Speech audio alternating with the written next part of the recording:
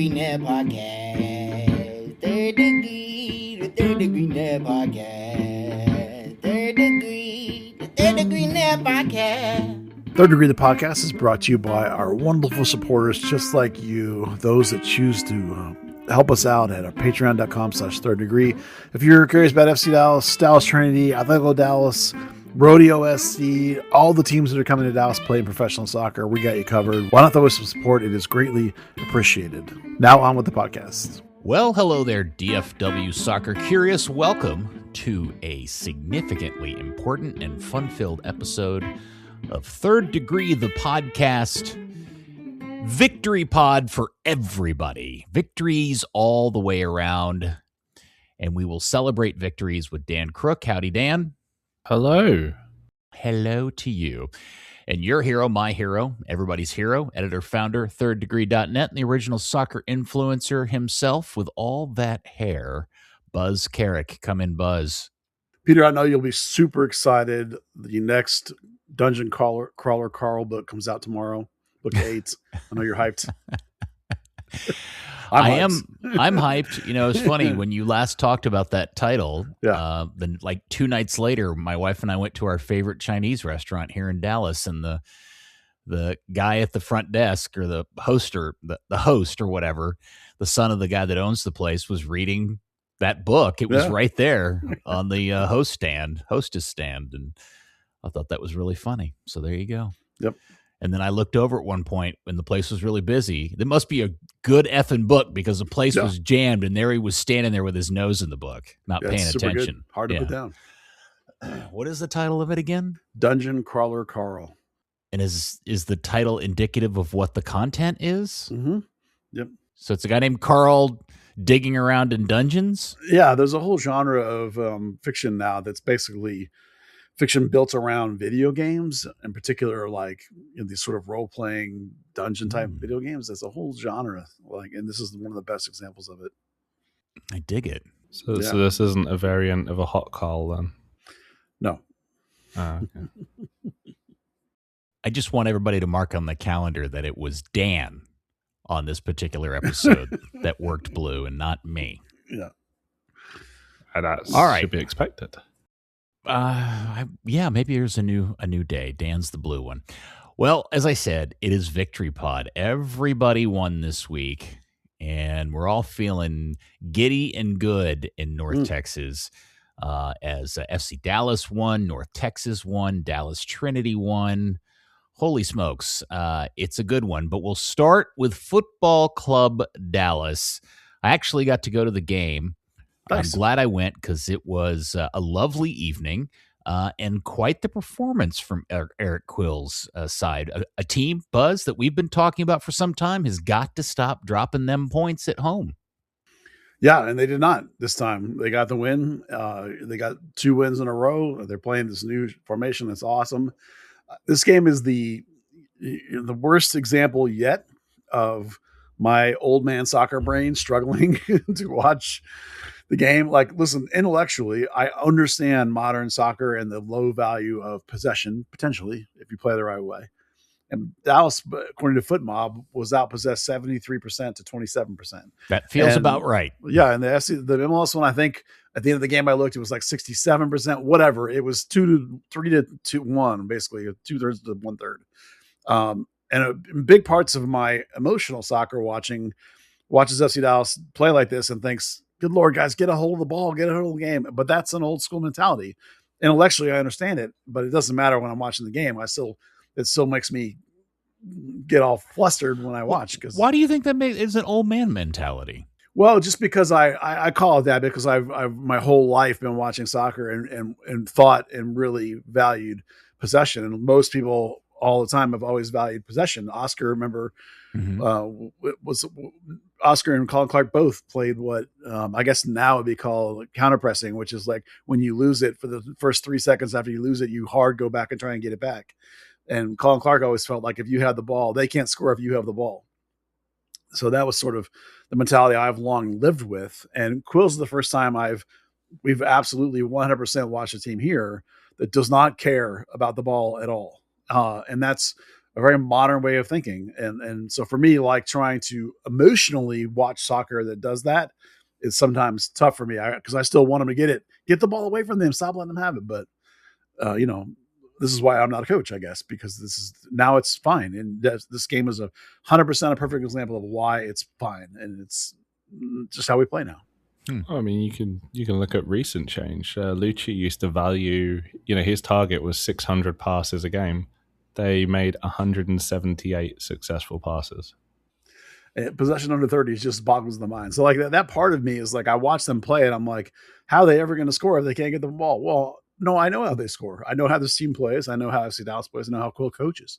We've watched it week after week after week, but sometimes in the middle of the game, it makes me, I don't know what the word is, discombobulated trying to watch it and thinking like, good Lord, guys, come on, get the ball. How are we going to score if we can't get the ball? It's not. Yeah, it's weirdly, especially in person. Yeah. I don't know if it translates on TV as much. Well, I do know because I've watched a lot of the games on TV. But in person, it's both thrilling and frustrating at the same time. Because obviously when they finally clear a ball and boot it forward and they get on the run, as happened in at least 2 of the 3 goals they scored this game, it's wonderfully exciting and really cool to watch because they're good at it. Now, all that other time, that less than 30% of the time they have the ball, can be incredibly frustrating to watch this team futz around and try to clear it or just defend their box. Yeah. It's not pretty, but hey, look, it's at least in this particular case, it was effective. I think the important thing to understand, and Dan, I know you know this, is that you can control the game. I can say that in proper English, not like Yoda. You can control the game without having the ball because FC Dallas in this 8-8, this block, this 4-4-2 block, double 2-4, they deny you quality opportunities. And as an example, like if this is your metric you like to look at, XG is 2.05 to 0.59, despite the fact that Salt Lake had the ball 73% of the time. Right? They only had 9 shots compared to 11 from FC Dallas. So Dallas is preventing them from getting into good opportunities.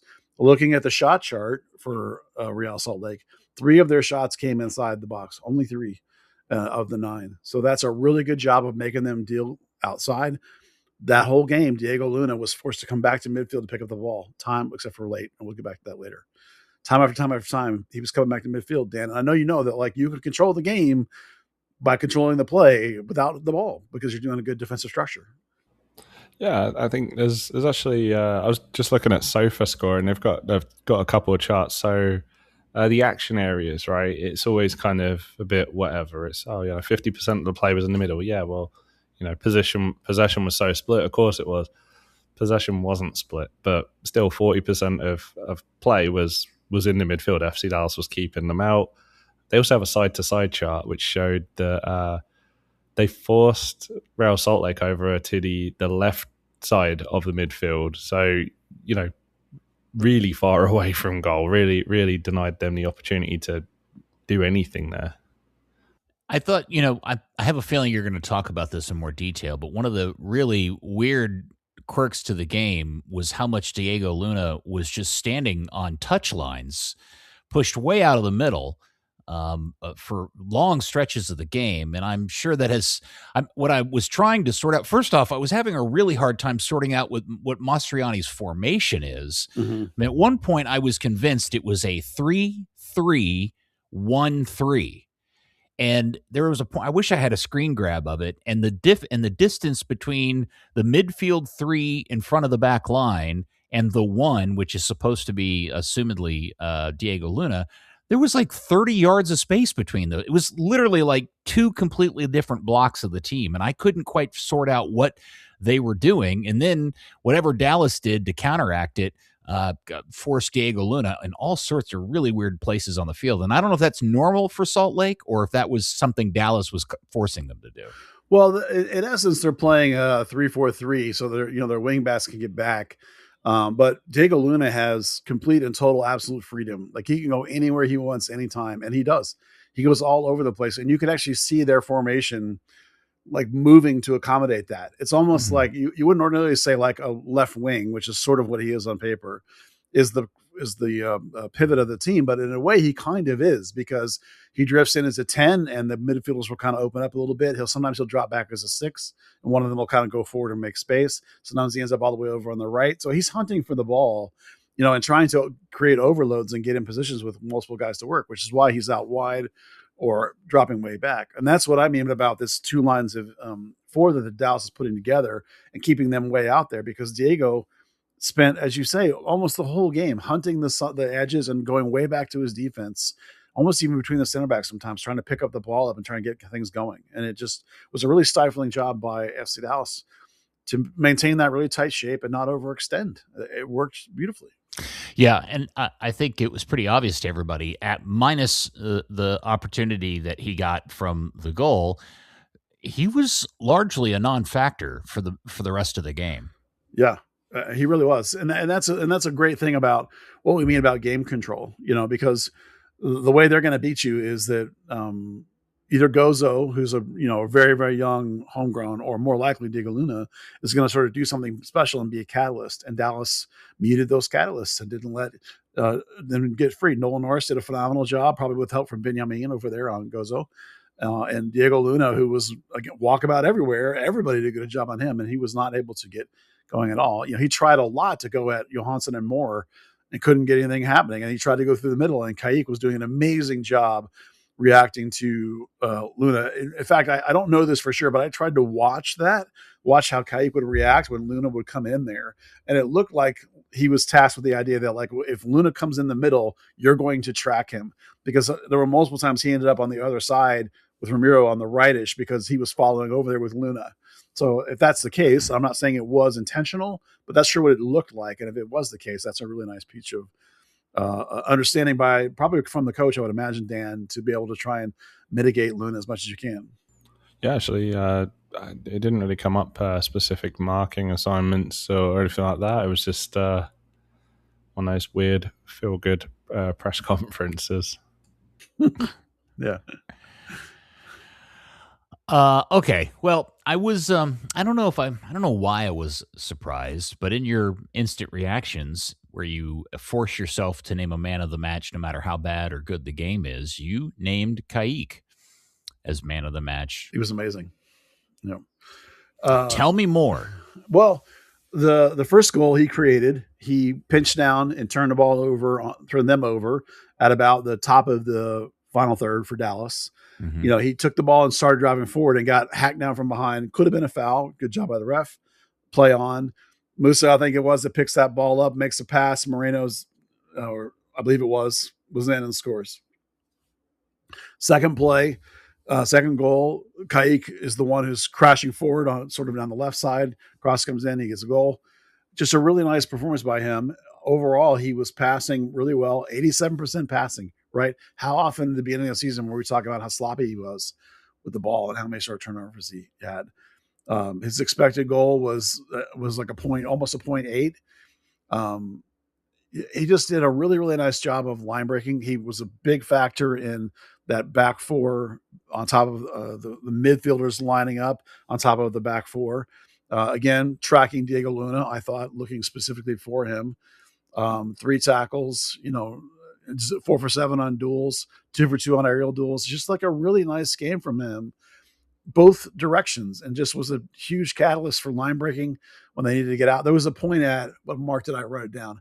I think it was the 89th minute where he and Ramiro were getting overloaded right at the top of the box, and Kaick was surrounded by 3 dudes, and he dribbled out of that thing, passed it off, and then sprinted forward like 15 yards and received another outlet. So it was a double line break in like the heat of the moment, 89th minute, when they were really pushing him. Solid was the score. It was just a phenomenal game from Kaick in terms of his maturity and game reading and awareness and just every component of his game. Just really nice. Yeah, and it's interesting that happens this week, because also this week you were retweeting and discussing on your Discord another rumor related to Kaick and interest in him overseas and money and all that stuff. I don't have any concrete stuff to add to that, but that smoke continues to circle all the time, and one of the pieces in it that was interesting was Gremio having was it 20-25% sell on something like that? 20. Yeah. 20. So that's obviously a factor, but just the idea. The other news thing was that report specifically says, not verified by me, that there's a $20 million buyout clause, which, as everybody knows, that's an automatic trigger, where the club can't say no. So, but 20 million is obviously a lot for a guy like Kaick, but for him that's how highly the club thought of him, that they put a $20 million buyout clause in there. I don't think he would take that. I think if you came in, now the way he's playing and knowing that number, I think if you came in at 10 plus, they would take it. But, I don't know that anyone's going to pull the trigger on 20, but it's just an interesting thing, and to see the same sort of clubs listed as sort of tracking him. Obviously somebody's talking about him. Maybe it's a little agent leak, but there was some interesting stuff in there. I don't think it's likely he's going to leave this summer, but you never know. You never know. Interesting. Kid's come a long way pretty quickly, considering he had played one professional game when he arrived. Last season the progression was a little bit, but this season the progression is it's jumping fast. Like even from the beginning of the season till now, it's really remarkable how much he's improved, particularly the sloppiness, Peter, which I know drove you crazy. All of us crazy. I still think he's pretty sloppy. And watching him live, it was funny. And maybe this is a byproduct of watching the game at home versus watching it in the stadium when I'm with friends. And maybe I'm not paying as close attention when I'm with people because I'm talking to them or whatever, and I'm not paying as close attention to the game. When I heard you say he was man of the match, while I realized he had scored a goal and had a really nice assist, I was surprised you thought that highly, because I remember thinking somewhere towards the middle third, the 3/4 point of the game, thinking, man, Kaick's really disappeared out of this game. I hadn't noticed him very much, but again, I will caveat that I was with friends and probably talking more than I normally do when I'm sitting at home all by my lonesome with my handy little notebook, taking notes and being super critical. Well, a lot of it for me was watching him work defensively in the defensive shape collective, because Ramiro is very static. And in this particular shape, because of the flex, because Benjamin is given some freedom, because Valiente is coming up to become a 10 and Johansson's coming forward, and even Johansson has some freedom. Kaick is still the one that's required to do most of the running in the central midfield. Ramiro kind of stays at home. So when I'm watching that kid be the guy who's getting forward into the box, getting sideline to sideline, stopping plays and turning them back, basically it looks like to me he's assigned with tracking Diego Luna anywhere that guy goes. Because almost often when Luna was out wide, he would be out there to give an assist when Luna tried to cut inside. Multiple times he was right there sweeping shot with Kaick. I just thought it was, maybe it was because I was particularly looking for him in this regard. I just thought he was really outstanding in terms of holding that shape together and keeping the whole team going, and then getting forward. I thought he was one of the best guys on the team getting forward in this game. Yeah, let me clarify. He's clearly better than he was last season, and he's made tremendous progress. I don't know if he's a starter for a contender in the league, and when I saw that teams like Chelsea were in part of this rumor, I was like, I've never imagined Kaick as a Premier League type player. I just don't know if that's in his, I don't know. Dan, do you got a difference of opinion on Kaick and his game and his performance? No, but I mean, a player like him does kind of line up to Chelsea's business model. I'm sure it does, but is his potential as a Premier League player? Like, I would have never in a million years thought a Premier League club, after this short amount of time, had their designs on somebody like that. I wouldn't have thought so, but it's amazing how appealing a gritty Brazilian player can be to a lot of clubs in Europe. Yeah, well, in terms of the sloppiness, Peter, he was not dispossessed once, and he only had two sort of loose touches where the ball bounced away too far and he kind of lost control of it. So that's, that's very low for him, and it's relatively low for any central midfielder on a team. Just for comparison, Benjamin had 4 touches where he lost it, and Farrington in 25 minutes had 5. So that's a pretty clean game by Kaick. I just thought he was really good in this one. Yeah. Okay. Very good. And then we also got the moment we've all been waiting for. Moreno finally just showed off a bit of the promise that we've all been told that he has. And man, that was a really nice little turn and finish to open the scoring for the team. And it was good to see him perform like that. Yeah, he was solid. He had a very low number of touches, which I'm sure is really frustrating for him.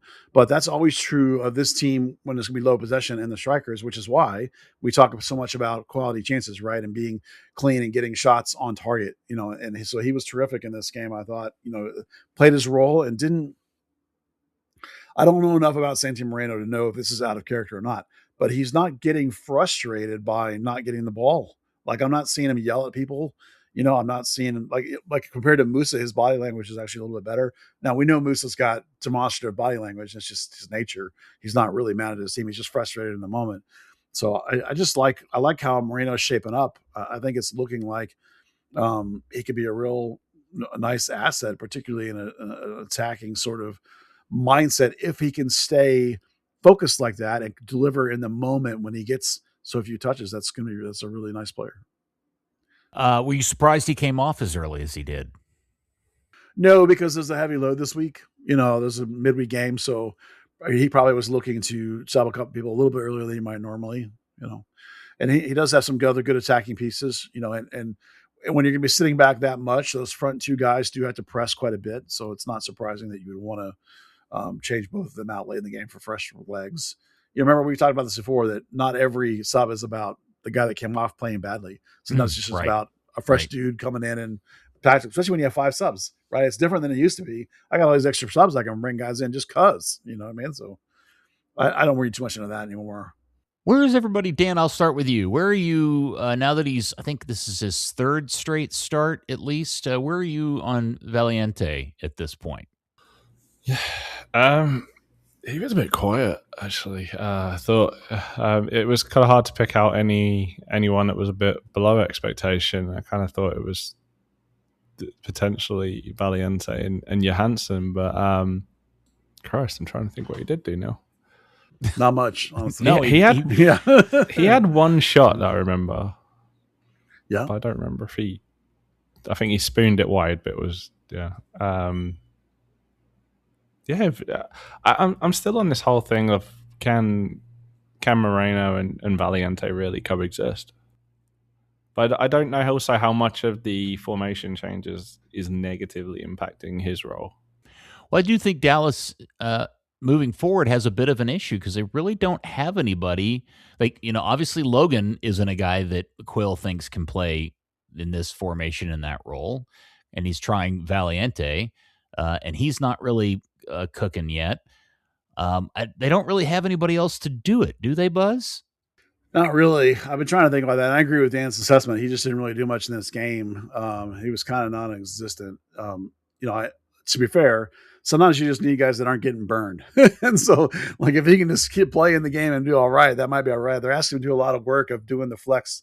He's the one that's going right midfield up to 10. That's a lot of work for a guy who's normally probably just a pocket player. But he did not do very much and did not make a ton of mistakes, but also didn't do a lot of really good things. He had the one shot, took a couple of corners, had a tackle, had a couple of headers. And that was about it. I don't know whether he just doesn't like this shape because he was not good in duels at all anyway, which is not a Quill kind of thing, right? Quill's all about that fight, so he's not going to like that.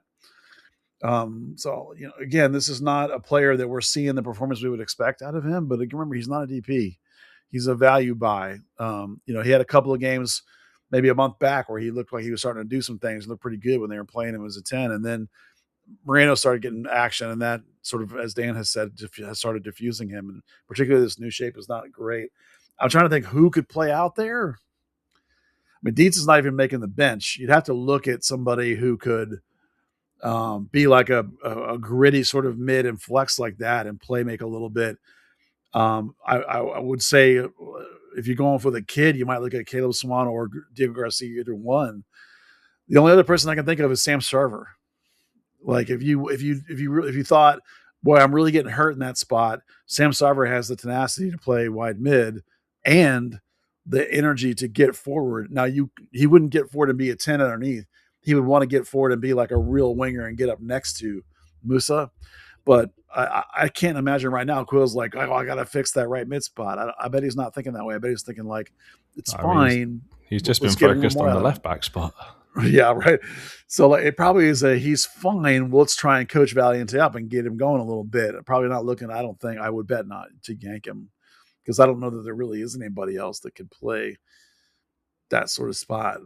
Not that's in the road. Because like if you think about Patrick Delgado out there, that'd be a mess. I mean, that would be horrible, because he wouldn't have the work rate to track back. He's too low it too much.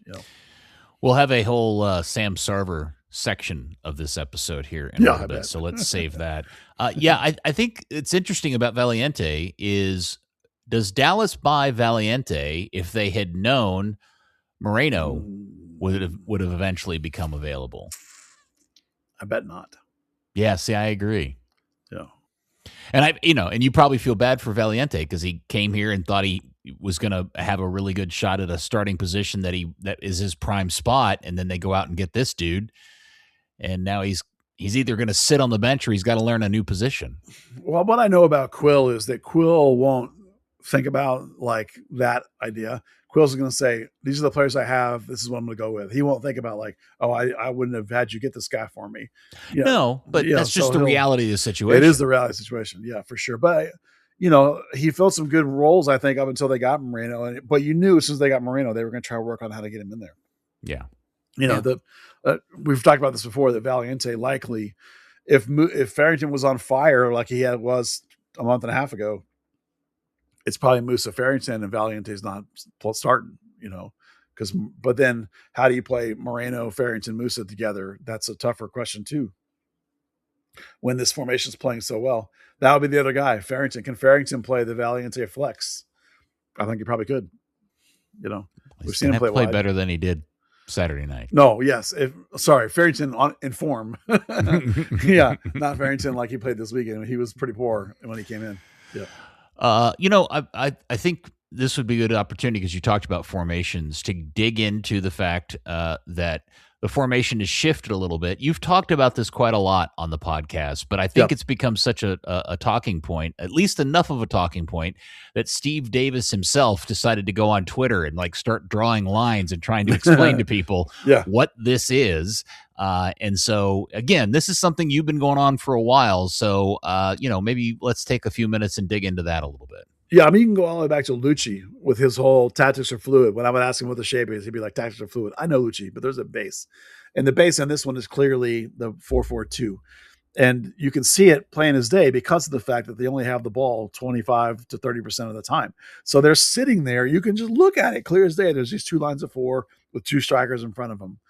And they just sit in that shape and they defend in that shape, and it's fine. And then modern football, right? We're getting forward, we're advancing. They flex out of this in a very specific way. They swing Norris and the other two center backs sort of central a little bit. Johansson releases forward. He becomes a wide midfielder balancing Benjamin on the left. So now you have four across: Benjamin, Ramiro, Kaick, and Johansson. Valiente releases forward under the strikers, and you have him as a 10, and you have Moreno as a 10-ish off striker and Musa as a 10. And so now you have your three guys in the middle. And as you get even more forward, Johansson and Benjamin start to release and come up on the wings. And you get in this very, you'll see it worldwide, this offensive final third shape where you basically have three across the top. You have a 9 and 2 high wings, and you have your two guys underneath them. In this case, it's Moreno and Valiente. You see that all over the world. And then you have your two holders underneath holding the shape. And then you have your back three. And as you get high enough up the field, you'll notice Norris and Moore both start to cheat up a little bit and sneak up a little bit to help hold that ball in there and come up and support the wings. It's a very classic shape, a very common shape you'll see in the attacking third all around the world. It's not something you're diagramming on paper as the base formation. It's just how shapes flex forward out of a base formation, in which case is the 4-4-2. So it's just a slight adaptation from what they were doing before. It's not a massive change, it's just a slight change, because they're defending in this back four instead of a back five and keeping that four in front and it's helping keep people away from goal even more so, and that's really nice. And clearly that's an attempt by Quill to adapt his tactics and formations to the players he has. So apply that a little bit to that, in that explanation of what is he trying to account for or accommodate by playing this way? Well, when he lost Bernie, he lost his left wing back, and he's tried some other people over there. He tried Decent. The Haitian. Decent, thank you. My brain kept saying to Nielsen, like, that ain't right. Slightly different money. Slightly different profile and money. Yeah. Decent. Same amount of production. Yes. Tried Decent over there a bit, tried using more, and Johansson left a little bit, which is okay, but isn't great, because that hurts your right wing back when you're doing that. So basically, like, it took him a bit, but then he tried this thing where Johansson's playing almost the same way Johansson has always played, that right wing back, where he's coming back to defend, he's going forward. That doesn't change very much. What changed is he basically took Benjamin, who is not a wing back, and was also struggling in the middle when the play is surrounding him and he's out of his depth because he's a young kid. He puts him over on the outside, and now he's cut the field in half for the guy where everything's in front of him because he's looking towards the middle of the field. Simplifies the game, makes it better for him. You're not asking him to wing back because you have Norris back there in this more of a flat sort of shape. Norris is really good about coming out and supporting and really good about passing.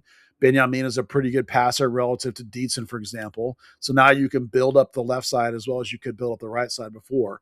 So it also lets Ramiro, because you're keeping now this 4 across and you're not having a flying wing back, it gives Ramiro and Kaick both nice combination people to play out and build out up that way. And it allows, because you still have now these guys that are wide midfielders, basically, who are coming forward and supporting you wide. That lets you even more keep your Valiente and Moreno narrow with Musa, and keeps them, because when we saw him try Patrick's and Delgado as one of those under 10 guys, and Delgado went and camped on the left wing the whole game and blocked the left wing back, whoever it was, for a couple of games. That didn't work. So Quill's been cycling through these ideas, trying to find things that worked. And now he's finally found one. So it's been fun watching him try and figure out what the hell I got that I can do that's going to work. And now he's got one working. So it's really fun, because now it'll be, okay, we're going to ride that, but how do we make adaptations? We got a little bit of heavy week, who's doing this, who's doing that. So it's been fun.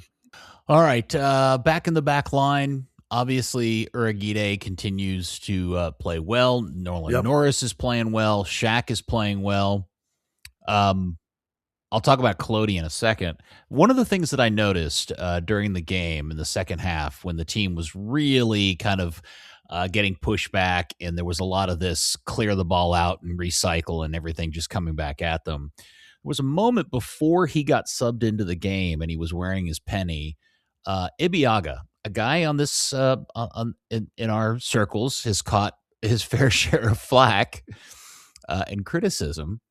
What? Well, I respect the player. I don't respect the decision to have signed him to long-term money. That's totally different things. Yeah.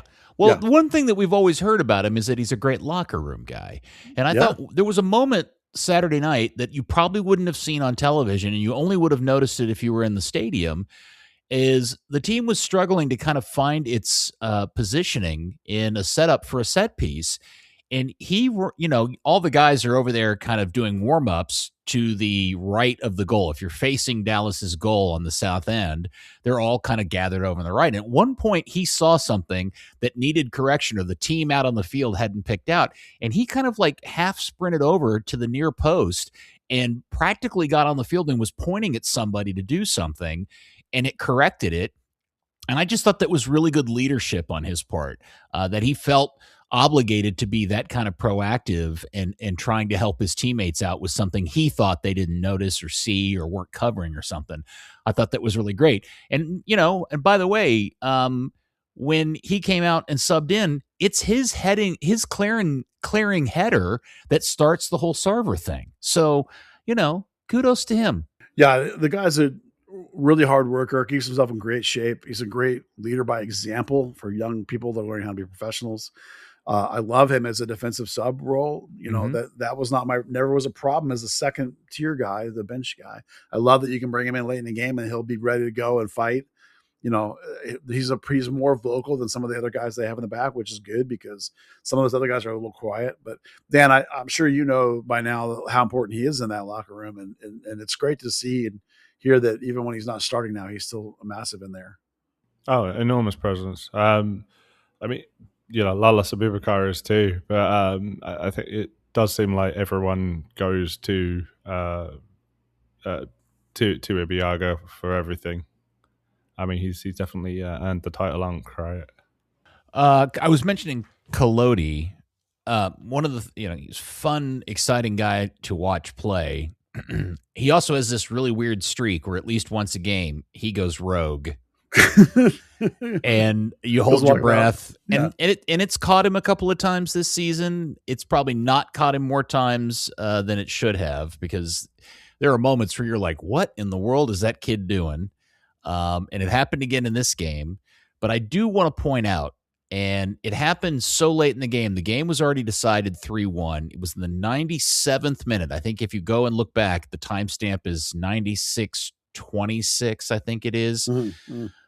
Salt Lake recycles a ball out and pumps it into the far post, and it comes off of Nolan Norris's leg from about 4 yards out. And where I was sitting in the stands, however Collodi kept it from going in the goal and knocking it out for a corner kick was so fast and alarming. Literally everybody in my immediate area at the same time gasped. And we all were looking at each other like, what just happened? Did that really happen? And I was frustrated when I got home that because the game was over and it was late in the game and it was a flash, the production truck didn't replay it. I know. And so I had to go back and I found it and I clipped it and I threw it on the internet because I just thought that was a stunningly, amazingly good save. Yeah. That he in fact, he didn't even get credit for it. Did you know that? They didn't count this as a save? No, they didn't count it as a save. Because it came off his own player. Oh, yeah, that's true. It came off Norris. And it is a ridiculous save on his part. So that alone, I will give him forgiveness for whatever wild-ass thing he was doing earlier in the game that caused me to skip it. Well, Collodi's always had phenomenal reactions. Reaction saves are one of his best qualities. A long-range shot stopping, power shots, he's also quite good with that. And we know his feet are really, really good. You know, if he was 6'4", he would not be in MLS, and he would not have ever been in MLS. He would have been gone a long time ago. He's only 6 feet tall, but that's not tiny. You know, that's enough, obviously. David Raya is only 6'1". Yeah. I mean, Nick Romando was 5'11". You know, maybe Collodi's 5'11" at night and 6'0" in the morning, whatever. I'm just saying that, like, he's a really good keeper and a great leader too at a relatively young age. Really good communicator. He's got everything in the bag that you'd want to have, some of which developed in at Columbia. You know, so like he was a good leader in the academy, but I think even more so now, having, you know, been there and been like the voice of the team going through the COVID era or whatever in Columbia, and having his coach change on him twice and things like that, and sort of being the leader of that team. So the kid's got everything you'd want, other than, of course, maybe 2 or 3 inches more. But, you know, still terrific. And he's doing an amazing job. I thought it was really funny that they were like, on the broadcast, the commentator was like, oh, he wasn't even supposed to be the starter this year. No, yeah, he was. Yeah, he went last year. He was the starter coming in. Even before they sold Paz, he was the starter. So sometimes the narratives get a little confused. But, yeah, he's doing an amazing job. Set your Apple TV commentator expectations on low. Yeah, we got the bad Kaick again a couple of times, including once really, really loud on one of his moments. On the goal. Yeah.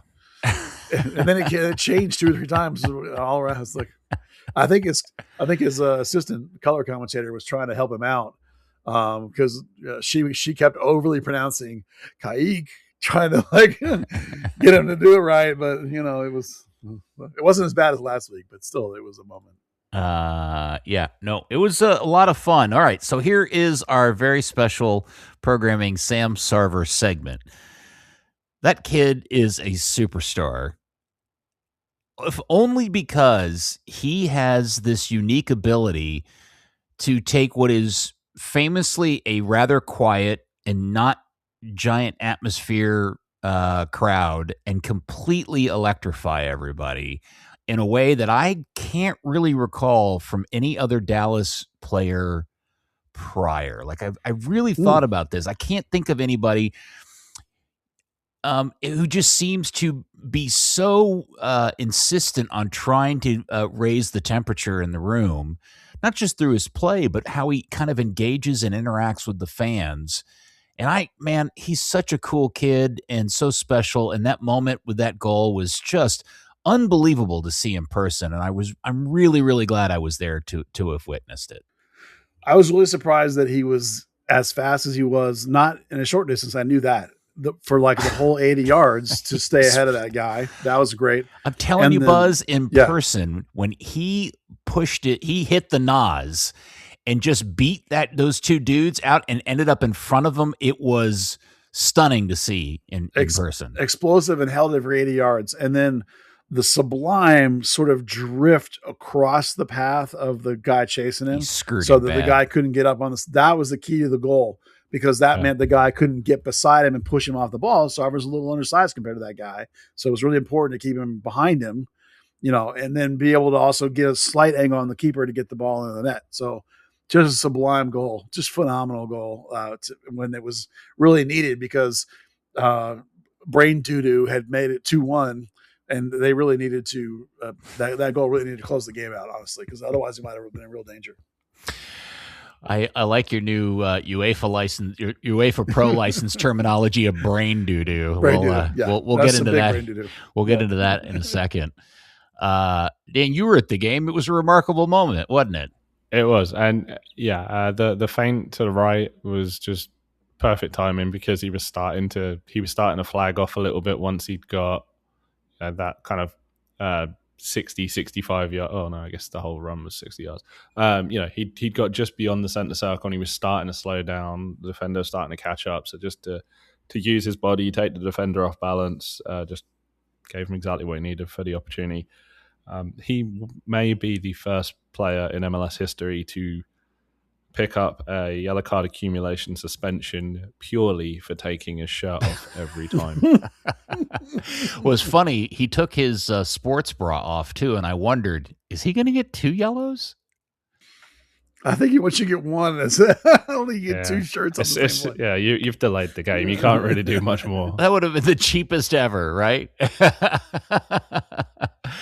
Man, it was great. And if you haven't seen it, everybody needs to go back because it's been shared on social. His interview with the 360 people, which includes his hero, Phillips, and it's so good because he says, I mean, literally, if you were to write a handbook of things you want your young backup coming off the bench goal scorer to say on national television, it's like it's perfect. It's so good, heartwarming, and great.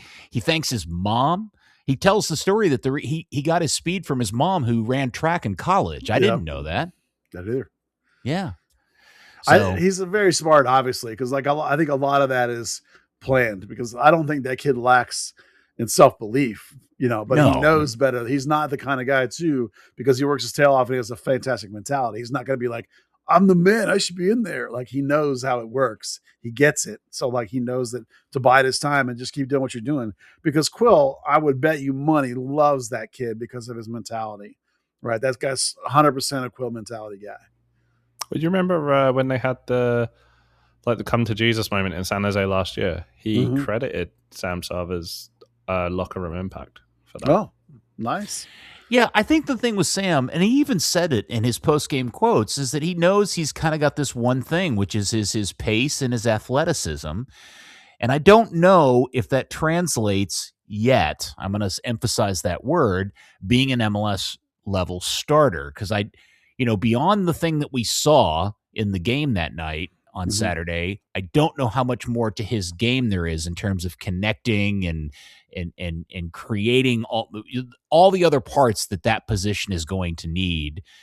I don't think he's there yet, but man, he's an absolute dagger late in a game.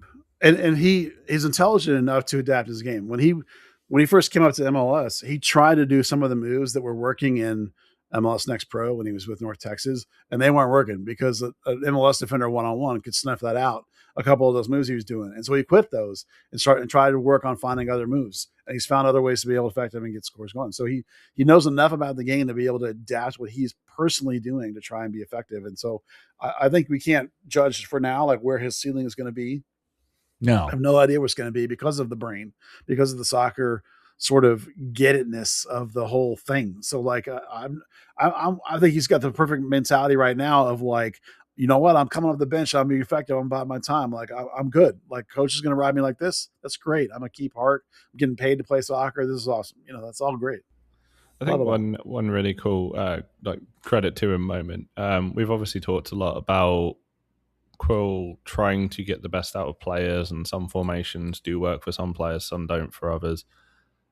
While we were talking to Sam in the locker room after the game, he mentioned, the topic came up, hey, you're getting success out of wing back. And he did say, in the off season, he went to Quill and he said, this is a position I do want to learn. I do want to, kind of take on a bigger role in the team, find my spot. And, you've seen it 2 games in a row, come off the bench and score. Yeah, that's an okay.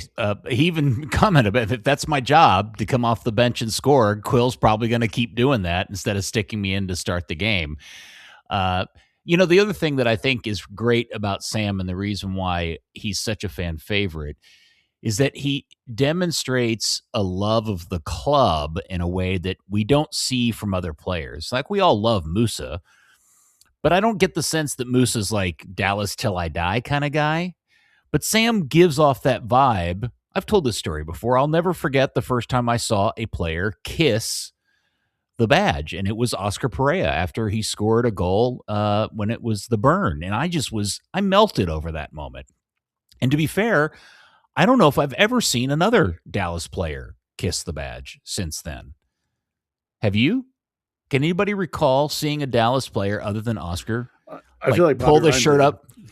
Maybe Bobby did. Or Jesus did. Did they? Okay. Well, that would be great. I hope it happened. I just don't recall it off the top of my head. But I think that's the thing, is that out of this current group of players on the roster, Sam's the one who just feels like, man, he would literally run himself to death into the ground for this team. And I think that just totally translates with the fan base. I don't want to speak for him in any way, but like I think coming out of Indiana, he was a very good player, very effective player, like really highly thought of among the seniors. And then we know now that seniors lose value in the draft. The teams all go for younger players. So Sam slid down the draft and he got taken, later, and probably felt sort of slighted, and then didn't, and really had almost no chance to make the FC Dallas roster right out of the gate, and they put him in North Texas and they gave him an opportunity. And when he performed, they brought him along, and they sort of lived up to their bargain, I think, in terms of like, kid, if you do the business, you're going to be up here with us. And that proved to be true. And I think I don't know whether it's lucky or whether it's just good scouting on the club's part that they've drafted a player who fits the coach's paradigm. And he's got the perfect coach for him. The guy that's got this whole dog warriorness thing, which is Sam's at heart, what kind of player he is. So, it's a great situation. And I'm sure he probably had a moment where he thought, holy crap, my career is not going like I thought it was. And then yet he sort of salvaged it, and the club has honored that commitment and brought him up and made him a key part of the locker room and the team. Well, I just think to go back and summarize the sequence, him seeing the ball up in the air, the way that he plays the ball off of his thigh in front of him into space is really good and very smart. That's all very purposeful and done well. The run for 85 yards or whatever it was, and then the really sweet little finish. How many times have you seen a guy in this league in that exact same position end up getting saved or hitting it wide or over the top or whatever? And I just says a lot about the kid to pull that off. And man, I want to have him on the show so bad. I hope they help. I hope they offer him up or he makes himself available. I think he'd be great to have on the radio. Well, I'm sure you could inquire and ask. The offer is always there and open, especially with Mr. Sarver. So kudos to him. He would have been my man of the match because I just love the way. Look, the other part of it, Buzz, that you probably didn't see that happened in the stadium. And I kind of feel bad for Sam because he's such an energy guy and he wants the crowd to get revved up. And because Dallas crowds, and this isn't Dallas, FC Dallas, this is like Dallas crowds, period, any sport. They all kind of like ramp up and get excited. And then that excitement and that atmosphere dies off very quickly. And after he scored the goal, there's 2 or 3 times where he literally gets frustrated that it's gotten quiet again. He turns back around to the crowd and starts doing the arm thing again and get everybody revved up. And I was like, man, Sam deserves better than that. So there you go. Well, a guy that only plays 25 minutes and, did not get the game winner, just got a goal. It's a good goal. It's not the game winner. It was the nighty-night goal, Buzz, and that's it was an the important 99 one. goal. It was the 99 goal. It's huge, but that's not man of the match. Fair unless enough. you get 2 or 3 or a game winner, maybe, but like 25 minutes is hard to be really difficult to be man of the match for me. But I'm with you. It's all the Phenomenal intangibles. Yeah. Oh, yeah. It's an amazing performance on this part. Yeah. I mean, this is what we're talking about. Way more when we're talking about Kaick, but that doesn't mean he's going to be man of the match. So. Yeah. I mean, Sam Sarver could play the rest of his career in Dallas. I don't expect Kaick will be here for much longer. You know what I'm saying? Yeah. Like Sam's a guy we're all going to fall in love with and hope he's here for the rest of his career because he's just that kind of character. He's so cool. And he looks good in a cowboy hat. That reminds me, the topic was raised in the Discord. Should they let him wear 19? No. Bobby Ryan's number. Yeah, I think 19 stays homegrown. It has to be. I mean, I love Sam, but he should not wear Bobby's number. Yeah, I agree. That's got to be a homegrown. One hundo. Yeah, if they go back on the whole rule of a homegrown that's displayed traits like Bobby Ryan and has turned down interest from overseas to kind of see things through with FC Dallas, then you can't make a rule, enforce it exactly once, and then go And you have to be really blonde. Well, Sarver's blonde and balding, so that's fair. Okay. Right. So it's either going to Nolan or Sarver. Well, Nolan said he's sticking with 32 his whole FC Dallas career. So much to my sad soccer heart. There's a 3 in there. That's fine. And a 2, Buzz. A 2, yeah. Yeah, you can play right back as well. Yeah. God bless Sam Sarver. Very good. All right. So Dallas now has a Wednesday game. That means Vancouver. It's the last home game before this team disappears from in front of its fans for a very, very extended period of time. And tears down big chunks of the stadium. I guess. Man, that thing, how that thing's going to be ready come middle of September,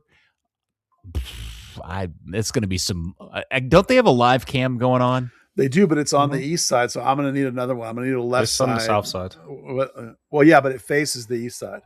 But at this point, with their number one priority has to be getting the east side finished. Sure, but that's why we need a second one pointing at the west side to see when that knockdown starts happening. Yeah. I'm curious if when they reopen, the east side essentially means just the seats are done, not the club, not any of the, you know what I mean? Well, the problem would be you wouldn't be able to do construction above those seats. Like people are going to be sitting in them. The building can't be under construction above it.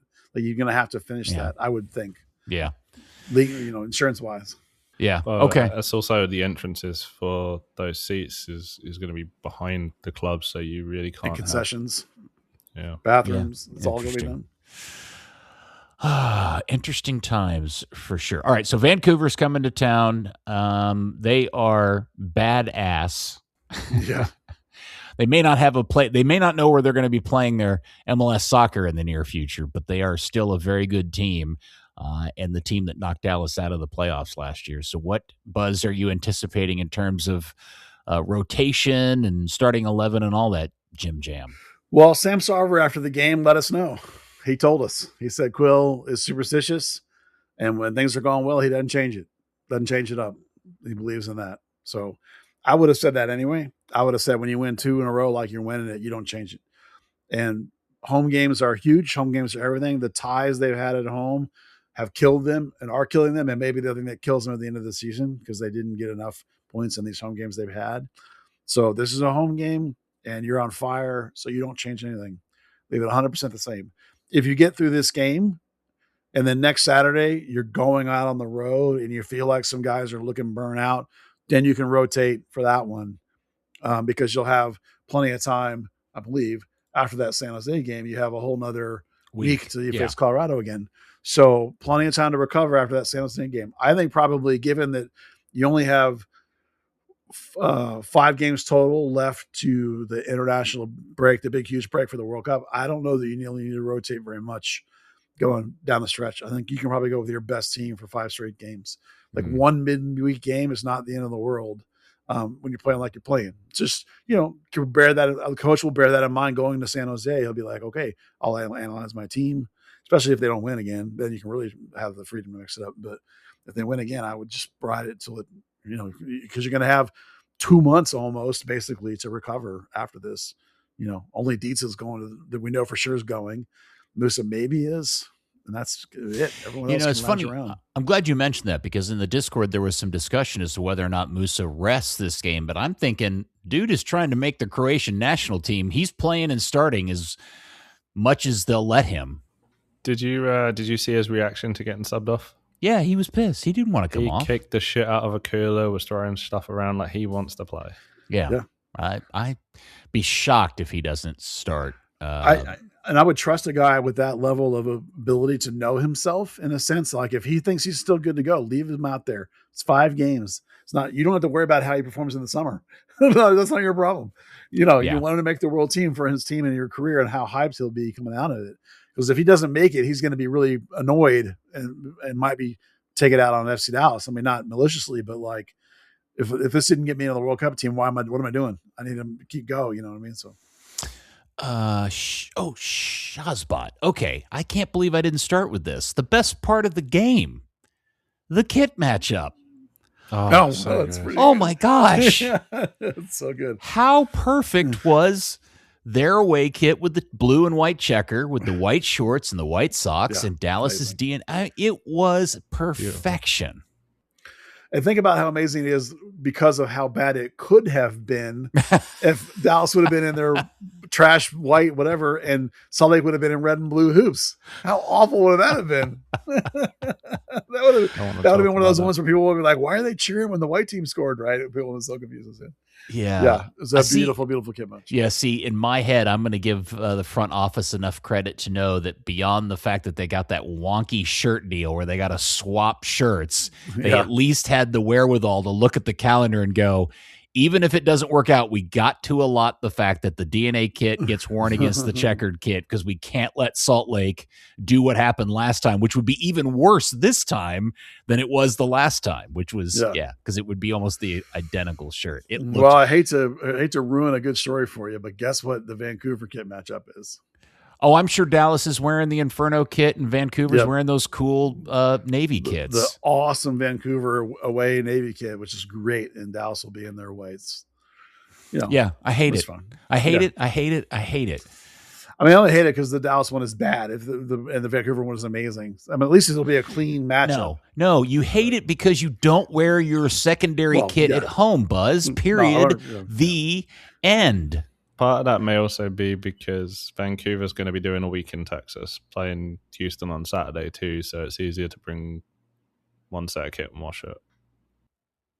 Man, MLS teams travel with like 15,000 people. They can bring 2 kits. Hey, tariffs from Canada, man. Good Lord. Tariffs from Canada. Ridiculous. It was great. That earlier the week, or the week before, I had seen the Orlando-Miami purple and pink matchup and thought, okay, that's some peak MLS kit assignment there. But this one just had all the good feels. Oh, it was so good. Yeah. One of the best kit matchups we've ever seen, probably. I mean, it's right up there with the greatest we've seen. Hell matchups. All right. Anything else about Football Club Dallas before we move on to all the other victory stuff? Well, go ahead, Dan. I was going to say one thing. Obviously, we're talking about Quill with the shape and everything. 2 games in a row, he's defending a lead and gone to the bench for Sam Sarver and Logan Farrington. we've kind of criticised them in the past on sitting on the lead a little bit too early. So it's great to see, going out and actually attacking it. Yeah, but my observation from the game was he took all of his possession guys off the field, and what little possession they had, they completely evacuated. And that is what largely caused them to have to suffer as much as they did for the last 20, 30 minutes of the game. All right, fair shit on my parade. I didn't mean to shit on it, but you know what I'm saying? Like I agree, putting those guys on to try to give you something to go forward is great.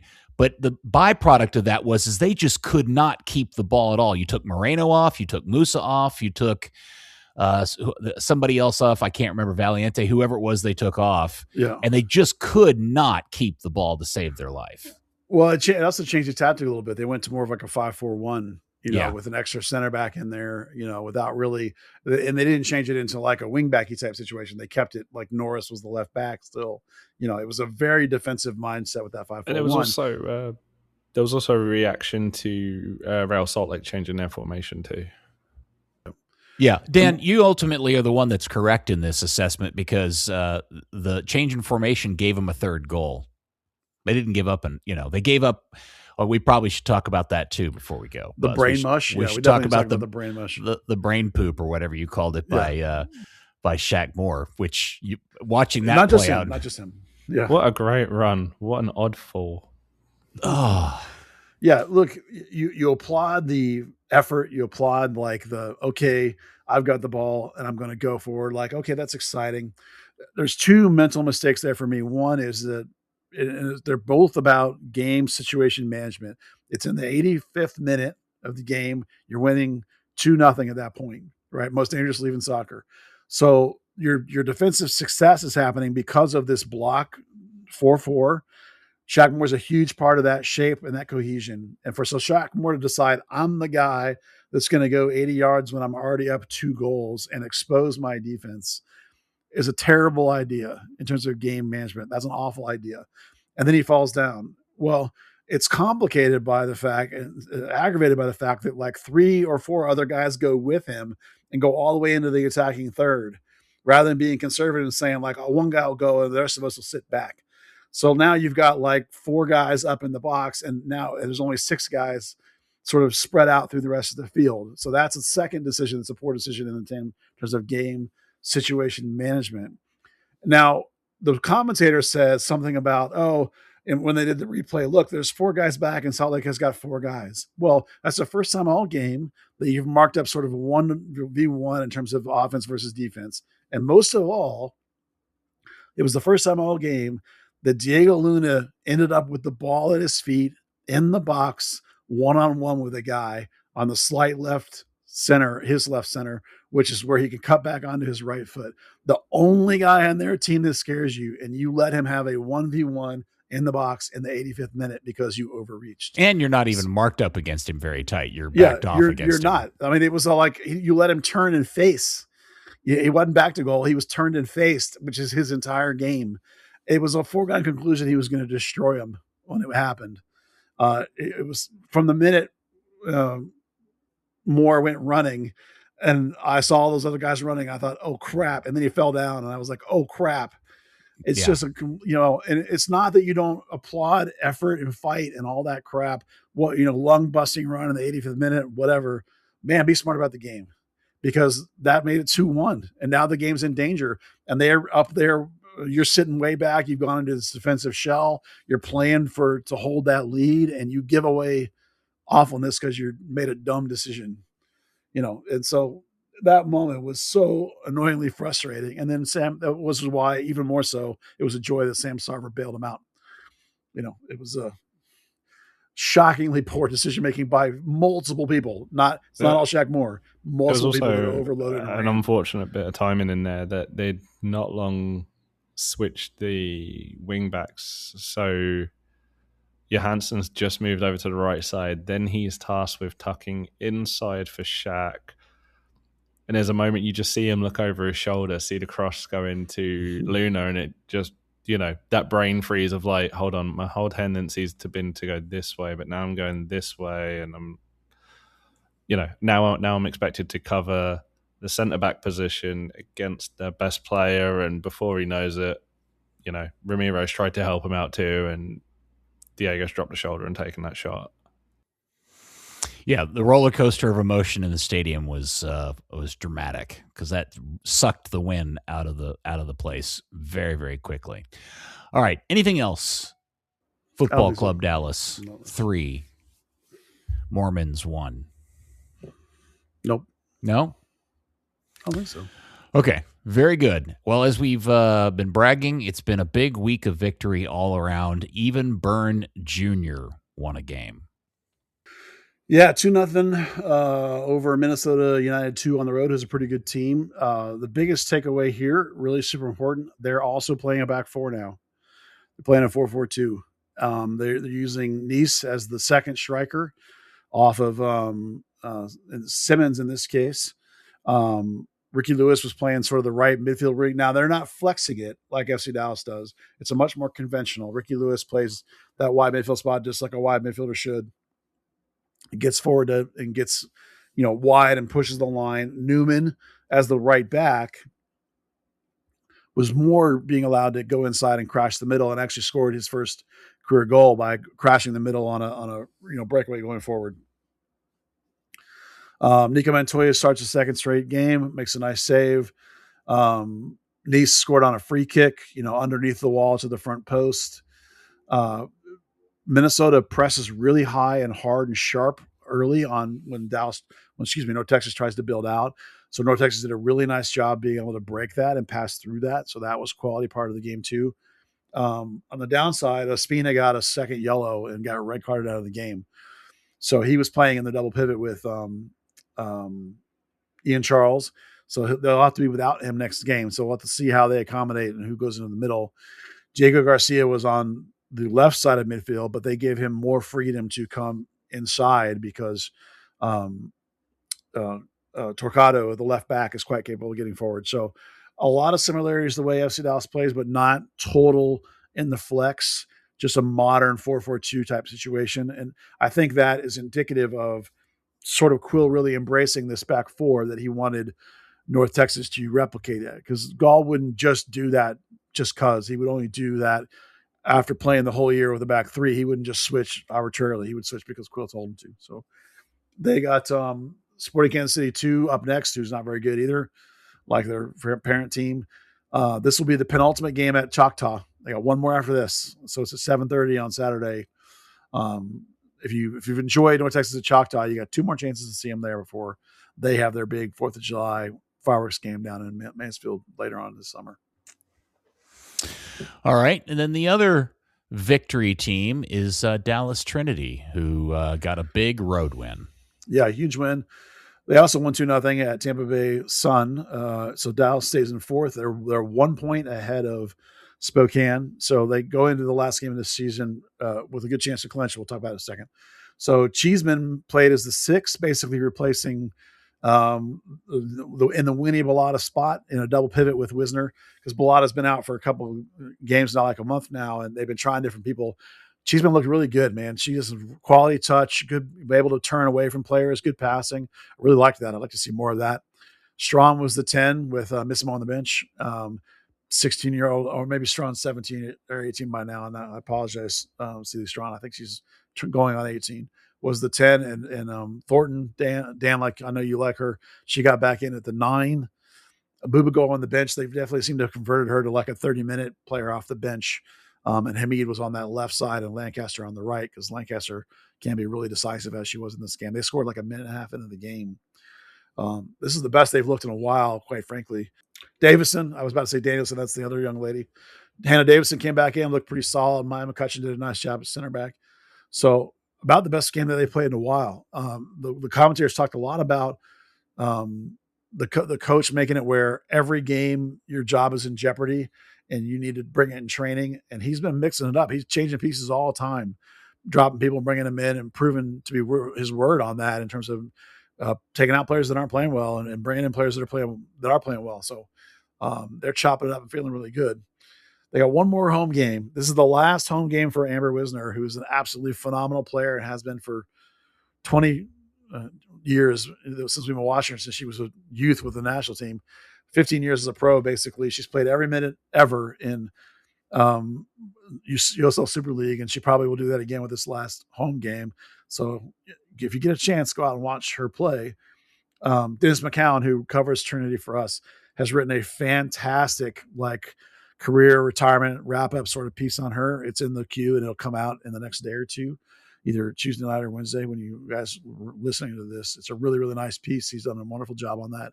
Talked to Amber, talked to the coach, and has some great stories in there. So look for that piece.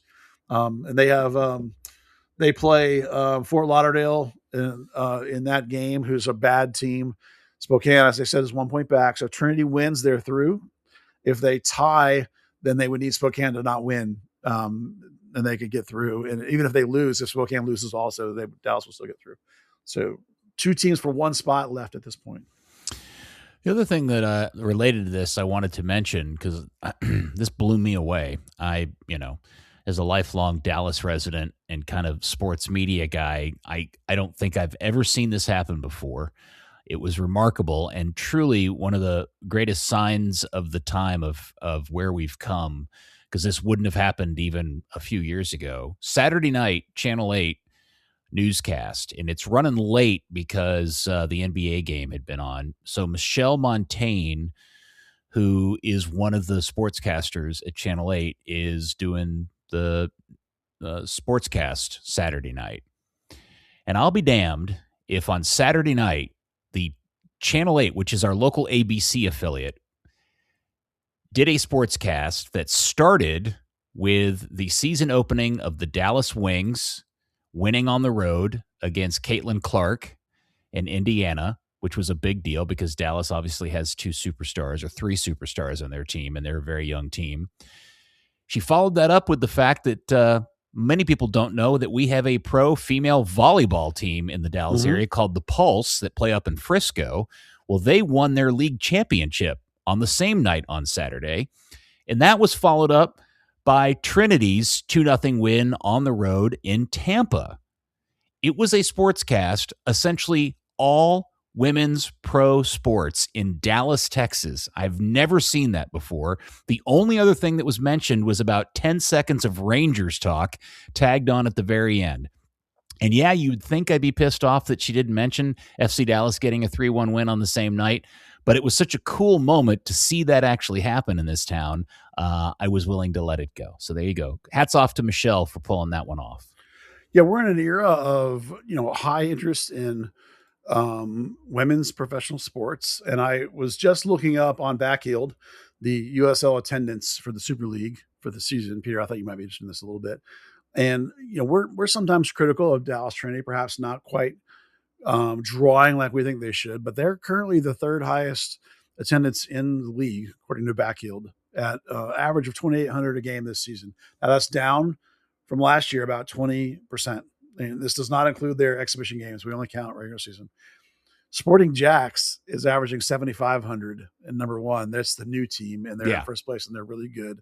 Carolina Ascent, also a soccer hotbed, is right basically like a couple of people ahead of Trinity. So Carolina and Trinity are 2 and 3, and everybody else is below 2,000 a game. So while sometimes we wish Trinity would draw a little bit more, most of that, I think, is because of the cavernous of the Cotton Bowl that we feel like watching it play in there just feels bad. That I think in the bigger picture of the whole league, they're actually doing fairly well, but we want good things to happen with them, and we want them to do better. So we're, when we have criticism, it's because we're hoping that they can adapt and change and improve that scenario, because it does feel so bad in the Cotton Bowl. And I'm sure we'll talk a lot about that later this year, and as Atletico Dallas gets going too. Well, it also is the question of, while it is good and above average for the league, is that say more bad things about the league?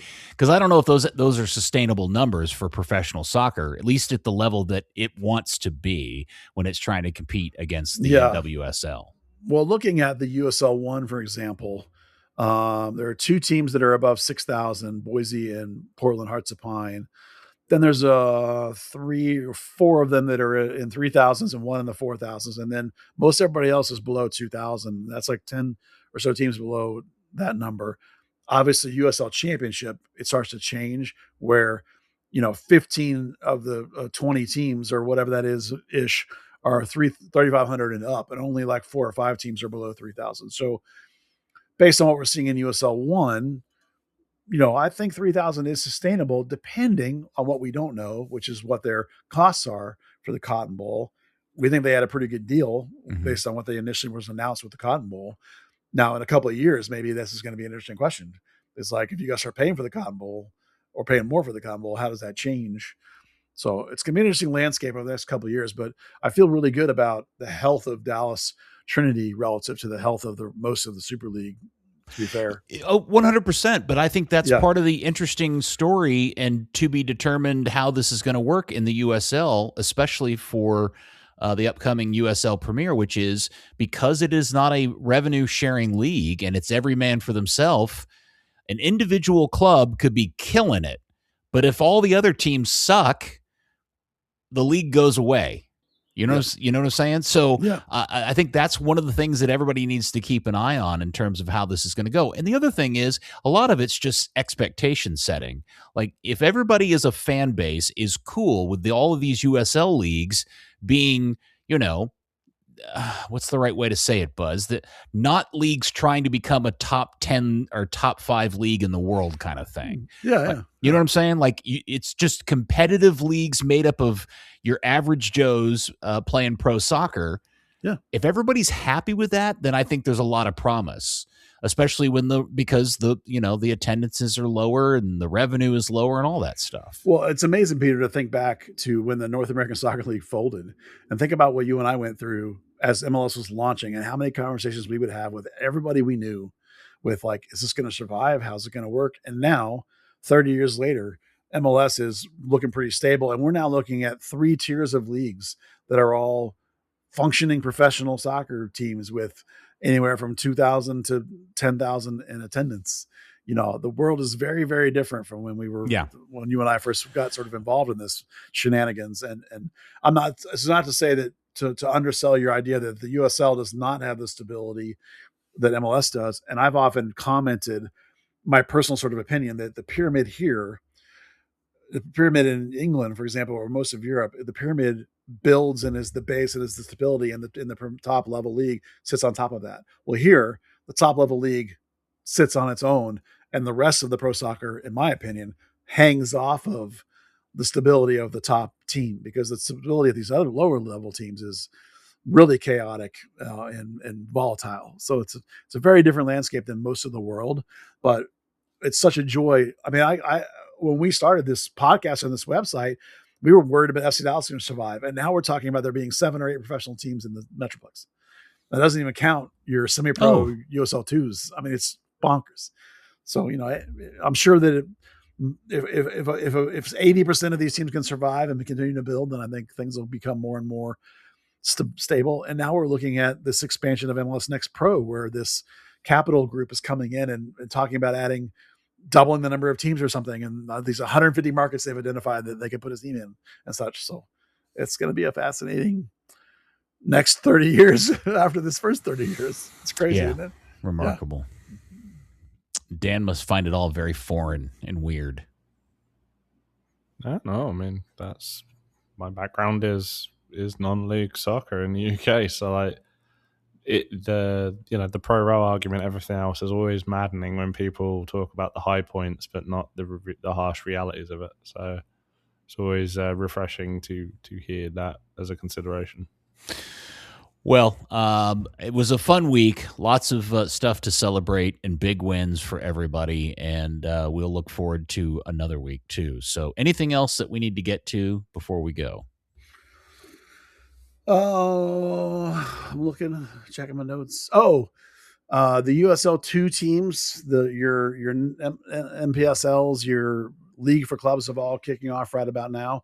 I have not checked to see if FC Dallas U23 is coming back. I hope it is. But this week is McKinney versus Denton, McKinney Chupacabras versus Denton Diablos. That is the USL 2 game of the week. It's being hyped up nationally as the biggest game of the week. So that's super cool. If you guys are into local soccer, you should go check that out. Did I see that they've already played a game against each other? Was it a friendly or something? I thought I saw a result where Played against Fort Worth. Was it just a preseason game or was it an in-season game? It was the first game of the season. Oh, okay. Season kicked off last week. This week, I think this is McKinney's first game. I don't think they started last week, but this is the game of the week in the whole National League. So obviously the hype is real on this one. Denton handled Fort Worth pretty easily. McKinney with Frank Yallop, obviously that's a big deal. People are expecting that to be impactful. This is his first game coaching, so that's wild. That's another reason to go out and check that game out and see what Frank Yallop's doing down there on the sideline. Peter, you should give my show. Yeah. Andy can speak Canadian to him. Yeah. They can talk about how exciting they are for Canada in the World Cup to be hosting. Exactly. Right. They probably never thought Canada would be hosting because they probably couldn't have got it without the U.S. So anyway, that's a big game on the local level. Go out there and check that out. And where is it being played? I believe it's at McKinney. And McKinney added a former academy player, Alejandro Uzura, a player I have quite liked for a long time, but he keeps getting hurt. So he's kind of fallen out. And he's playing USL 2, probably trying to get some game on tape and try and get himself something going. So he's still quite young. But anyway, go out and check that out. Support local soccer. Big game. Speaking of local soccer, before we go, Dan, how's the Husky Hive doing these days? That league, every 3 seasons, they redo the teams. So I'm now in a different team. You're not on the Husky Hive anymore? The Husky Hive does not exist anymore. Oh my gosh, what are you on now? We haven't decided on a name yet, but the red team. So, which I'm a lot happier about because I fucking hate yellow. Yeah, Watford yellow. That is Dan's worst nightmare. Yeah, that was the worst part. I have every color soccer jersey under the sun, but when I got drafted onto a team in yellow, I was like, crap, that's the one color. That's the one I don't have. Plenty of red, tons of red. No yellow. All right, well, keep us posted. I thought of one tiny little FC Dallas thing I wanted to mention. The Academy signed a deal with a youth club called Forms Academy. This is Forms Academy is I believe, I'm not speaking out of turn here, basically runs at academy age and below. So we're talking about like U11 and down. Yes. It's a very big, like a very well-respected instructional skills kind of club. They've produced a bunch of really quality players that have come to various clubs. They've signed sort of a affiliate kind of deal with FC Dallas to funnel their players to the FC Dallas Academy. So this is a really nice youth soccer development for FC Dallas, and Forms recognition that Forms is a really, really good club, very young kid club, but it's a nice agreement, a nice partnership, I think. So notable if you're a big FC Dallas pathway person. Like me. That is an interesting development. I had not heard that news, so thank you for sharing that, Buzz. I've heard really, really good things about the people running the Forms organization and how they go about training the young kids and everything. So that's a cool idea that they've pulled that off. I don't know anybody involved with it. I just like you. I always hear all the time about how great it is, and I've known of some players that have come out of there that turned out to be really good. So it's a great sort of development. I still feel like sometimes it's a shame the way some parts of this market hate FC Dallas when you kind of would like it where the whole Metroplex should support and pull. I know why it is. I understand that, and obviously the new pro teams coming in is going to change that landscape a bit. But in the meantime, it's nice to see Dallas having some good relationships, FC Dallas having good relationships with some of these other clubs like they do with Hornets, and now they do with that one's unofficial, but Forms is now more of an affiliate agreement. So that's super cool. Excellent stuff. All right, very good, Dan. Not enough Dan this episode. I'm just going to say it out loud. More Dan, please. Well, I'll try harder. Okay. No, I mean we had 3 games. I didn't get a chance to watch 2 of them. So, I mean, proportionally, there's, Fair. All right. So Dan's playing right back and kind of hiding himself in the game. I get it. Okay, very good. Don't you play right back, Peter? I know I play right mid these days, but I'm also playing small-sided 9v9 or 7v7, so it's not exactly the same thing. All right, very good. And Buzz, thank you very much, sir. It's good to see you again. Hey, man, I love that you guys are here for hang out with us. Yeah, any old time. Good stuff. Third Degree, the podcast, is brought to you by our wonderful supporters, just like you, those that choose to help us out at our patreon.com/third degree. If you're curious about FC Dallas, Dallas Trinity, Atletico Dallas, Rodeo SC, all the teams that are coming to Dallas playing professional soccer, we got you covered. Why not throw us some support? It is greatly appreciated. Hope you enjoyed the show. And thank you, Sam Sarver, and thank you, DFW Soccer Curious. We will speak to you next week, hopefully with even more points and more victories on another episode of Third Degree, the podcast. Burn the boats, but responsibly. Third Degree, the Third Degree Net Podcast. Third Degree, the Third Degree Net Podcast. Third Degree, the Third Degree Net Podcast. Third Degree, the Third Degree Net Podcast.